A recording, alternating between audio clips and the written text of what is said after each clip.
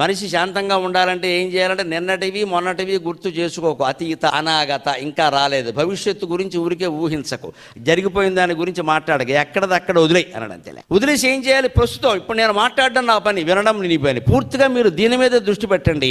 నేను మాట్లాడడం మీద దృష్టి పెడితే కార్యక్రమం విజయవంతం అయినట్టే, అనుమానం వెళ్ళలేదు. ఇంకా నేను మధ్య మధ్యలో మాట్లాడుతూ ఏదో ఆపేసేసి నా వ్యవహారాలేవో నేను ఎక్కడో గుర్తు చేసుకుంటూ అది నాకు సాధ్యం కాదని కూడా మాట్లాడలేదు. కానీ మీలో అందరూ అలా ఉంటారని ఏం లేదు కదండి. ఇక్కడ మాట్లాడుతూ కూడా మధ్యలో ఒకడు ఏం చేస్తూ ఉంటాడు, ఫోన్ కెలుగుతూ ఉంటాడు ఇక్కడ కూర్చుని ఇలా. ఇంకొకళ్ళు అయితే ఇంటి దగ్గర ఏమిటో వచ్చేటప్పుడు తలుపు తాళం వేయడం మర్చిపోయాం, ఏమైందో, ఉంటాయి పోయినవి పోతాయమ్మా గొడవ. ఇవే మనం జరగబోయేవి జరిగినవన్నీ ఇక్కడ అమృతప్రాయమైన ప్రసంగం అనుకునే మనం వచ్చాం కదా. మీ మనస్సును మీరు ఆలోచించుకోండి, ఎక్కడెక్కడో ఉంటుంది, అదే పోయింది.